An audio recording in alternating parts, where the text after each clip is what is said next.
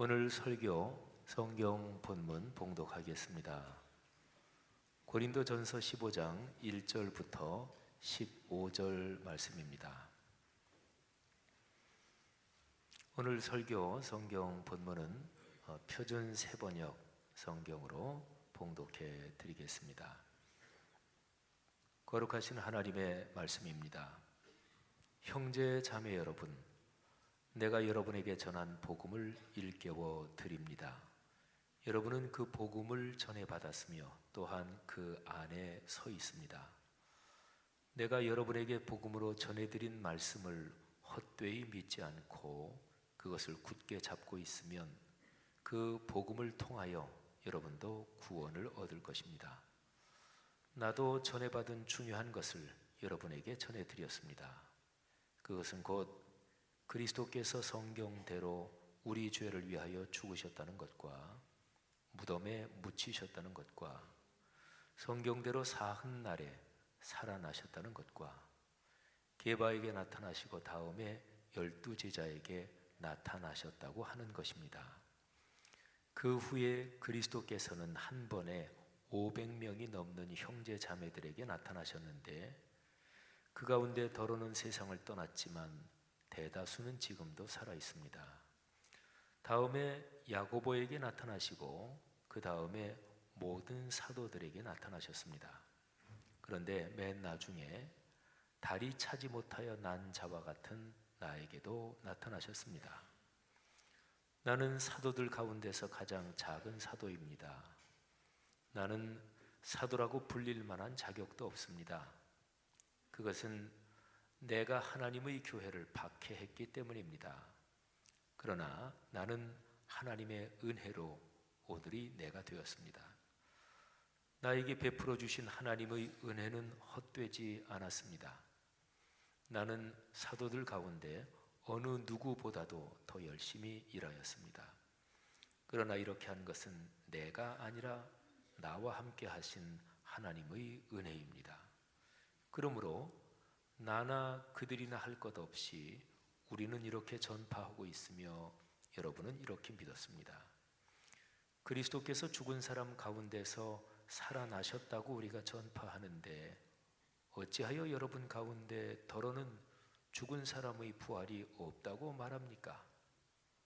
죽은 사람의 부활이 없다면 그리스도께서도 살아나지 못하셨을 것입니다. 그리스도께서 살아나지 않으셨다면 우리의 선포도 헛되고 여러분의 믿음도 헛될 것입니다. 우리는 또한 하나님을 거짓되이 증언하는 자로 판명될 것입니다. 그것은 죽은 사람이 살아나는 일이 정말로 없다면 하나님께서 그리스도를 살리지 아니하셨을 터인데도 하나님께서 그리스도를 살리셨다고 하나님에 대하여 우리가 증언했기 때문입니다. 아멘. 기독교의 복음을 제일 간단하게 말하면 십자가의 복음 이렇게 얘기를 하죠. 십자가 사건, 이게 이제 기독교 복음의 심장되는 지점입니다. 그런데 십자가 사건, 십자가 복음 이렇게 얘기할 때 거기에는 두 가지가 들어 있습니다. 예수 그리스도께서 십자가에서 돌아가신 것, 죽음, 그리고 세 번째 날에 부활하신 죽음, 부활, 이 두 개가 들어있어요. 십자가 사건, 십자가 이거를 떠올리면 십자가의 죽으심, 이게 이제 먼저 떠오르죠. 십자가의 고통. 그래서 이제 그 십자가 사건, 죽으심과 연관해서 희생과 헌신과 순종과 고난과 이런 거를 떠올리면서 우리가 신앙의 교훈을 받죠. 그런데 부활이 반드시 있어야 됩니다. 그러니까 십자가 그러면 죽음, 부활 이 두 개가 반드시 같이 있어야 합니다. 부활이 없다면 죽음은 사실은 별 의미가 없습니다. 우리가 사는 세상에는 사상을 위해서 또는 예수를 위해서 국가와 민족을 위해서 자기 목숨을 던지는 사람들이 있습니다. 공산주의를 위해서 자기의 목숨을 버리는 사람도 있고요. 또 저 연배 비슷한 분들은 자라면서 국민학교 시절 뭐 이렇게 자라면서 강제구 소령의 얘기를 많이 들었습니다. 수류탄 위에 자기 자신의 몸을 덮쳐서 그래서 자기의 부하들을 구하고 그리고 장렬하게 산화한 강제구 소령의 얘기. 그분은 군인으로서 부하들과 그리고 군인의 직무를 위해서 자기 목숨을 던진 거지요. 목숨을 버렸다, 죽었다 그 자체만 가지고 기독교의 복음이 되는 것은 아닙니다. 소크라테스라는 위대한 철학자, 이 사람은 억울하게 감옥에 갇혔고 그런데 그 상황에서 감옥에서 얼마든지 탈출 또는 도망, 피신할 수 있었습니다. 그런데 제자들과 그를 스승으로 따르는 사람들이 감옥에서 나가자고 얘기하는데 악법도 법이다 뭐 이러면서 죽음을 받아들였다고 그러죠. 소크라테스의 죽음은 인류 역사의 죽음 가운데 가장 고상한 것의 하나로 평가받고 또 얘기되고 있지요. 예수 그리스도의 죽으심, 십자가에서 돌아가신 그것이 부활이 없다면 그냥 그런저런 숭고하고 고매한 죽음 그 중에 하나가 될 것입니다. 그런데 부활이 있기 때문에 예수 그리스도의 그 죽음은 유일한 죽음이요, 그리고 그 죽음을 통해 인류 구원의 길이 그리고 문이 열리는 것이죠. 그래서 부활이 중요합니다. 그러니까 부활 없는 십자가의 죽음은 의미가 없고요. 그래서 십자가 사건, 십자가 복음 그럴 때 거기에는 두 가지가 반드시 들어가야 돼요. 십자가의 죽으심 그리고 부활입니다. 이게 바로 기독교 복음이에요. 사랑하는 성도 여러분들이요, 우리의 삶에 십자가의 복음이 늘 중심에 자리 잡고 그리고 거기에서부터 힘과 기쁨과 복이 여러분의 삶을 넉넉하게 하기를 주님의 이름으로 축복합니다. 오늘 고린도전서 15장 여기에는 그 십자가의 복음, 그 복음이 어떤 것인지 성경 전체에서 가장 중요한 한 두세 군데 본문 중에 하나가 바로 여기에요. 기독교의 복음이 뭐냐? 십자가의 복음이 뭐냐? 그럴 때 성경에서 제일 중요한 본문 한번 두세 가지만 꼽아라 그런다 그래도 여기 고린도전서 15장 이 부분이 들어갑니다. 먼저 여기에서 몇 가지가 나오는데요. 십자가의 복음, 그거는 구원을 받게 하는 일을 한다 하는 것입니다. 제가 읽어드린 말씀 거기에 보면 2절에 이렇게 기록이 되어 있습니다. 내가 여러분에게 복음으로 전해드린 말씀을 헛되이 믿지 않고 그것을 굳게 잡고 있으면 그 복음을 통하여 여러분도 구원을 얻을 것입니다. 그러니까 그 복음을 통해서 구원을 얻습니다. 근데 구원을 받는다고 하는 것은 어떤 구원받은 그 시점, 그 사건 딱 그거를 얘기하기도 하고요. 그 다음에 우리의 삶에서 지금도 계속 현재 진행형으로 진행되고 있는 구원의 과정과 그리고 그럼으로써 미래에 완성될 구원, 이거를 얘기하기도 합니다. 저는 고등학교 1학년 때 동네에 있는 교회에 나가서 예수님을 만났고 예수님을 인격적으로 저의 주님으로 영접했습니다. 저는 고등학교 1학년 때 그때 구원을 받았습니다. 그는 과거의 사건이 있죠. 이미 그때 그 사건으로 저는 구원을 받았어요. 그런데 제가 받은 구원은 예수 믿고 나서 45년 동안 쭉 살아오면서 고등학교 1학년 45년 그러니까 머릿속으로 또 계산을 하시느라고 설교는 안 들으시고 또 계산이 빠르신 분들은 금방 답이 나오지만 계산이 느린 분들은 꼭 이래서 설교를 놓치죠. 그냥 제가 말씀드릴게요. 1974년입니다. 제가 고등학교 1학년 때가. 근데 45년 동안 예수 믿고 제가 인생길을 걸어오면서 그때 고등학교 1학년 때 받은 구원, 그게 이제 계속 더 성숙하고 자라고 있는 거죠. 그리고 영원한 하나님의 나라에서 제가 받았고 지금도 진행되고 있는 그 구원이 완성될 것입니다. 여러분에게도 역시 그런 은혜가 있는 줄 압니다. 우리가 받은 구원은 현재 진행형으로 성장하고 성숙해야 합니다. 깊어져야 되죠. 더 풍요로워져야 되죠. 오늘 여기 2절 말씀에 그래서 여러분도 구원을 얻을 것입니다. 근데 지금 사도 바울이 고린도에 있는 그리스도인들에게 이 편지를 쓰고 있거든요. 그러니까 이미 구원을 받은 사람, 예수 믿은 사람들이잖아요. 근데 여러분도 구원을 얻을 것입니다. 미래형으로 얘기했죠. 이거는 지금 쭉 진행되는 구원의 성숙 성장 그리고 구원의 완성, 이거를 얘기한 거죠. 여러분, 구원 받는다 이 얘기는 그 이면에 심판과 멸망을 전제하고 있습니다. 오늘날의 한국교회 메시지에서 현저하게 약해진 부분이 바로 심판과 멸망에 대한 메시지입니다. 예수 그리스도를 믿지 않고는 영원한 멸망으로 달려갈 수밖에 없다. 영원한 죽음, 지옥의 심판에서 예수 그리스도의 복음을 통해서 구원을 얻으십시오. 심판과 멸망에 대한 메시지가 현저하게 약해졌습니다. 제가 전공이 교회 역사인데 2000년 교회 역사에서 교회가 어느 지역 어느 문화권에서 수가 많아지고 교회가 점점 양적으로 성장하고 그리고 경제적으로 잘 살고 이렇게 되면 언제나 그런 현상이 나타났어요. 심판과 지옥의 멸망, 이 메시지는 점점 약해졌어요. 근데 이것이 중요합니다.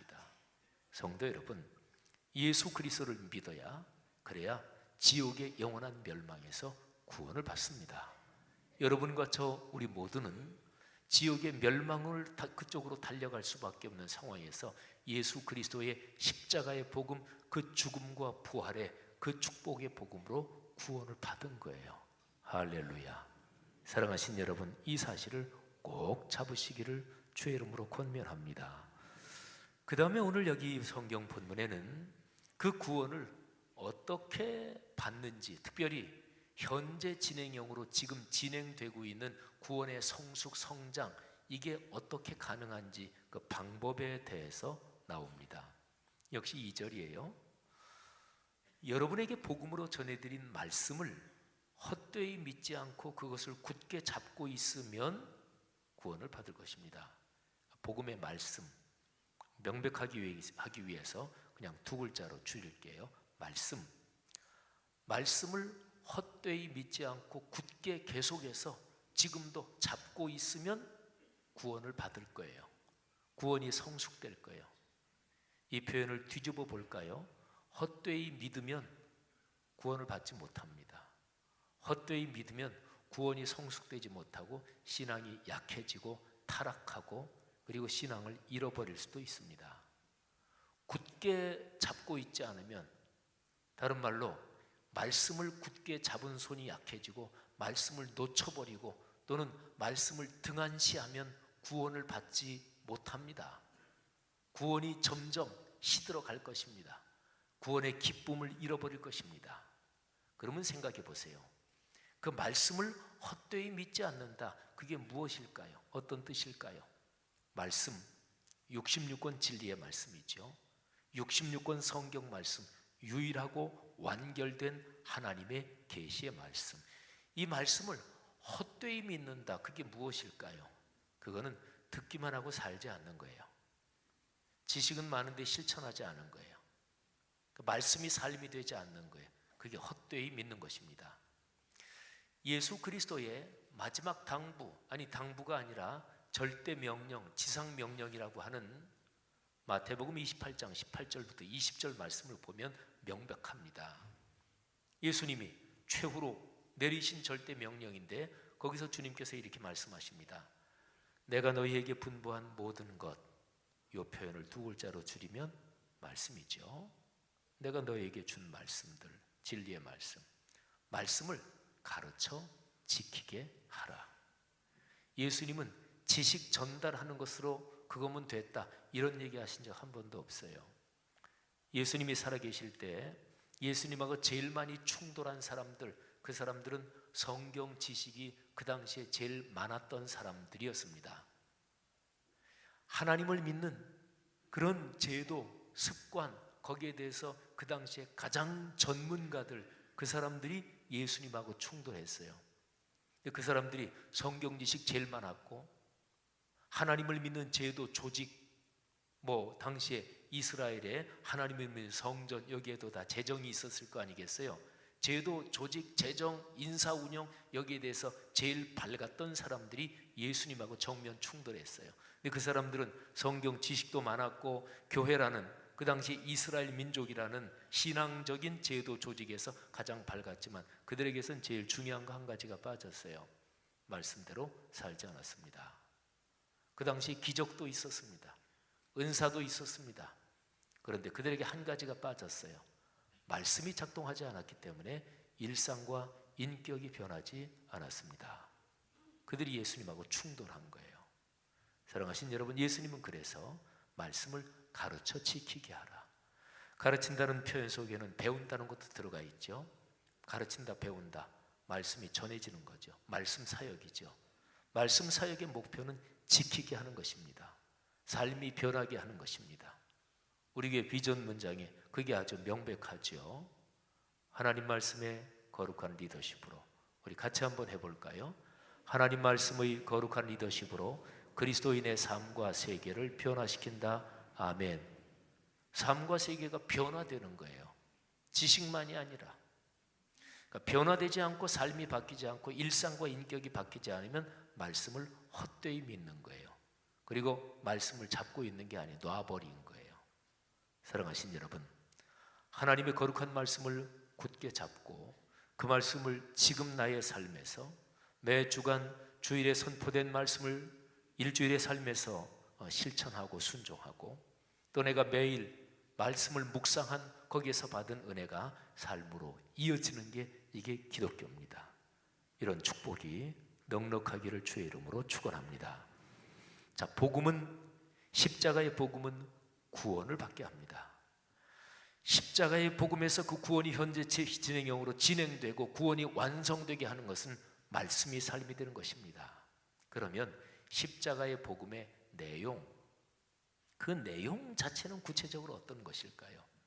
그게 고린도전서 15장 3절부터 5절에 기록되어 있어요.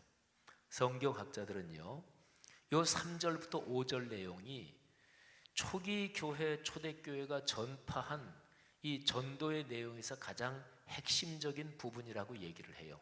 이게 가장 오래된 거라고 얘기를 해요. 예수님에 대해서 기록한 신약 성경, 이게 예수님이 돌아가시고 나서 바로 그 다음 날부터 기록된 게 아니에요. 예수님이 돌아가시고 적어도 한 세대 정도 지나면서 이 성경 27권, 그게 어떤 건 빨리 어떤 건 좀 더 늦게 기록되기 시작했습니다. 그러면 예수님께서 돌아가시고 부활하셔서 승천하신 다음에 예수 그리스도에 대한 복음은 12제자 또는 예수님을 따르는 사람들의 입을 통해서 전해졌죠. 구전의 기간이 있었고 그 다음에 문서로 기록되기 시작했습니다. 그 구전의 기간 동안 제일 중요한 복음의 핵심이 입에서 입으로 전해졌을 거 아니겠어요?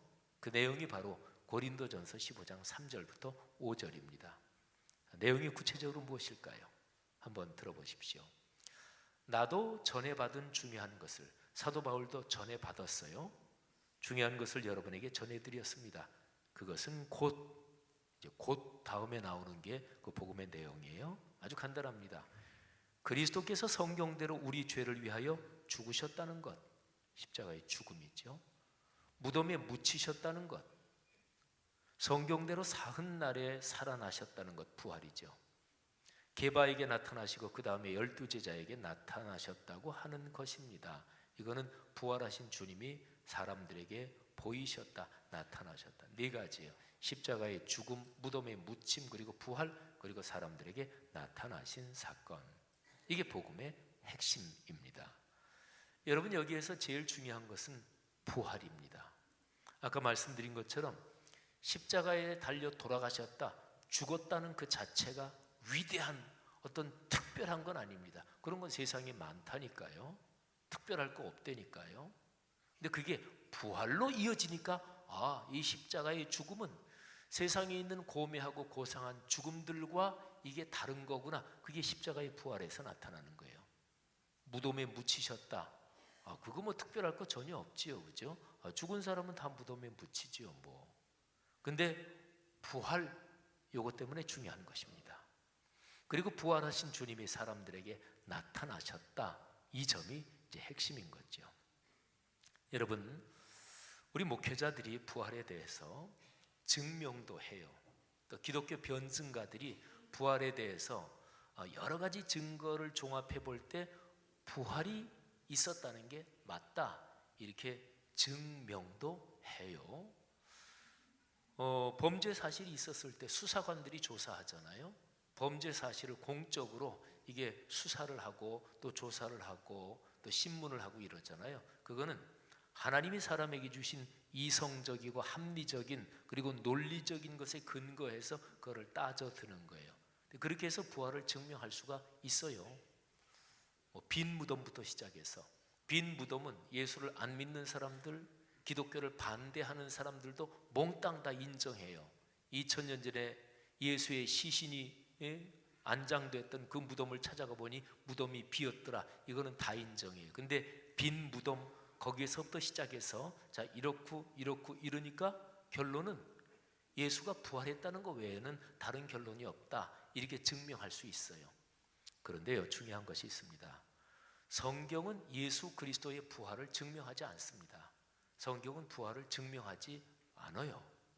그냥 전제합니다. 자, 고린도전서 15장, 오늘 설교 본문을 제가 세 번역으로 읽었죠. 근데 늘 보는, 우리 보통 한국교회에서 가장 많이 쓰는 성경이 강단용 성경이 개역 개정판이죠. 근데 늘 익숙한, 이게 말하자면 일반적인 종교로 보면 종교의 경전이죠. 종교의 경전은 늘 반복되면 그게 무슨 사인이나 신호처럼 됩니다. 그래서 그 표현이 이렇게 되면 무슨 감이 딱 와요. 옛날 성경으로 말한다면 창세기 1장에 하나님이 가라사대, 그러면 하나님이 가라사대, 이 음성이 들리면 뭔가 이 마음과 영혼에서 믿는 사람들이 이렇게 반응을 해요. 근데 그러기 때문에 장점도 있지만 단점은 뭐냐면 그 익숙한 표현 속에 들어있는 의미가 뭐냐, 그 의미에 대해서 좀 더 찬찬히 생각하지 못하는 단점도 있어요. 그래서 성경은 내가 늘 보던 번역 말고 다른 번역으로 이렇게 보는 것은 아주 좋습니다. 우리 보통 개역 개정판을 강단용 성경으로 쓰는, 또 그거를 주로 읽는 분들은 새번역 성경을 이렇게 읽으면 아주 좋습니다. 자, 새번역 성경으로 이 고린도전서 15장 본문을 읽으면 12절 이하에 아주 중요한 게 들어있는데 우리 보통 이렇게 읽으면서는 그거를 사실은 넘어가는 경우가 많아요. 한번 보세요. 12절입니다. 그리스도께서 죽은 사람 가운데서 살아나셨다고 우리가 전파합니다. 그러니까 예수 그리스도는 죽었다가 다시 살아나셨습니다. 이렇게 전도하고 전파한다는 거죠. 그런데 어찌하여 여러분 가운데 더러는 죽은 사람의 부활이 없다고 말합니까? 그러니까 죽은 사람의 부활, 사람은 죽었다가 부활하나? 근데 그 당시에 초대교회 교인들 중에 사람이 죽었다고 어떻게 다시 살아? 또는 우리가 죽어도 우리는 영원히 산다, 영생을 누린다, 죽어도 영원히 산다. 근데 거기에 대해서 죽어봤어? 어떻게 사람이 죽었다가 다시 살아? 우리 사람의 일반적인 경험은 진짜로 죽으면 다시 못 삽니다. 그런데 기독교인은 죽었다가 다시 산다, 이렇게 전파하는 거거든요. 그것 때문에 순교가 가능했어요. 부활의 신앙이 없으면 순교 못합니다. 죽으면 다 끝인데 영원히 사는 이 신앙의 확신이 없으면 이 세상에 살면서 돈 손해 못 봅니다. 예수 믿는 것 때문에 돈 손해 못 봅니다. 영원히 산다는 부활의 신앙이 없으면 이 세상에서 자기 자존심과 체면을 절대로 꺾지 못합니다. 죽은 자의 부활이 없는데 그러면 죽은 정승보다 산 개가 훨씬 나은 거죠. 어떻게든 살아있는 게 최고지 죽은 다음의 일을 누가 알겠어요? 이런 생각을 사도 바울이 사역하던 2000년 전에 고린도 지역에 사는 그리스도인들 중에서 이런 생각을 하는 사람이 있었다고요. 그래서 사도 바울은 여기에서 그리스도께서 부활하셨습니다, 이 얘기를 하는 게 아니고요, 죽은 사람이 다시 사는 일이 있습니다, 이 얘기를 하는 거예요. 잘 들으셔요. 그리스도께서 부활하셨다, 이게 중심이 아니고 사람 일반적으로 사람은 죽었는데 다시 살 수 있나요? 사도 바울은 죽은 사람이 다시 삽니다. 어떻게 알아요? 그러니까 예수 그리스도도 다시 사셨지요. 논리가 이렇게 되는 거예요. 그리고 또 하나가 중요한 게 뭐냐면 우리를 보십시오. 우리가 죽은 사람이 다시 산다고 우리가 그렇게 전도하고 전파하고 있지 않습니까? 우리를 보십시오. 죽은 사람이 다시 삽니다. 그건 진짜 하나님의 섭리 가운데 그런 일이 있습니다. 이렇게 얘기하는 거예요. 그러면 사도 바울이나 그 초기교회 교인들 우리를 보면 안다, 그게 무슨 말일까요? 오늘날 그리스도인들이, 여러분들이 다른 사람한테 사람은 죽어도 다시 삽니다, 예수를 믿는 신앙을 가지고 있으면 죽어도 다시 삽니다, 그걸 어떻게 알아요? 저를 좀 보십시오. 아니 당신을 봐서 어떻게 안다는 얘기예요? 이게 사실은 중요합니다. 여러분, 초기 교회 그리스도인들은 예수 그리스도의 부활을 믿었기 때문에 그들의 일상과 인격, 삶이 바뀌었고 그들 자체가 그리스도의 부활의 증거였고 편지였습니다. 그들이 그리스도의 편지였어요. 그러니까 다른 사람들이 초기 교회 그리스도인들을 보고 야, 저 사람들 보니까 저 사람들이 하는 말이 진짜다, 저렇게 사는 사람들 보니까 저 사람들이 죽어도 다시 사는 영생의 진리가 있다, 그 말이 진짜구나, 이런다는 얘기예요. 그러니까 성경이 예수 그리스도께서 부활하셨다, 이거를 부활 자체를 경찰서 신문하듯이 조사하듯이 수사하듯이 그렇게 추론하는 건 성경이 아무것도 없어요. 성경에서 제일 중요하게 얘기하는 것은 부활의 가장 기본적인 내용 4가지, 죽으심, 무덤에 묻히심, 부활, 그리고 나타나심, 이 4번째 우리에게 나타나셨다. 그래서 부활하신 예수님을 목격하고 그리고 성령의 은혜를 받은 사람들이 삶이 변해서 그렇게 걸어가는 거예요. 그 사람들이 증거가 되는 거예요. 이게 내려온 게 기독교 역사입니다. 오늘 한국 교회가 전도의 길이 상당 부분 막혀 전도가 안 되는 이유는 뻔하잖아요. 여러분과 저 우리 때문에 그러잖아요. 예수 믿는 사람들 보니까 당신들처럼 될까 무서워서 내가 교회 안 나간다, 나는 예수하고는 감정 없다, 예수에 대해서는 이의 없다, 예수는 참 훌륭한 분이다, 그건 난 인정한다, 근데 예수 믿는 사람들 때문에 나는 안 나간다, 그런 거 많잖아요. 요즘 우리가 문제입니다.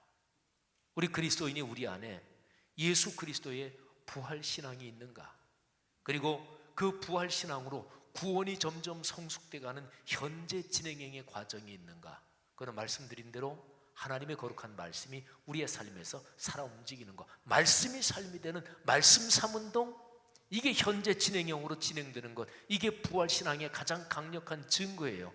그래서 사람들이 우리를 보고 저런 사람들이 있으니까 저 사람이 얘기하는 거 진짜지. 여러분, 가짜 무슨 약을 파는 약장수가 기가 막히게 얘기하면 그것도 믿는데, 일상과 인격 삶이 변화된 그리스도인들의 삶을 보고 이게 복음이 전파되는 거예요. 성도 여러분, 여러분과 저는 그런 그리스도의 편지입니다. 이게 바로 부활신앙의 가장 강력한 증거입니다.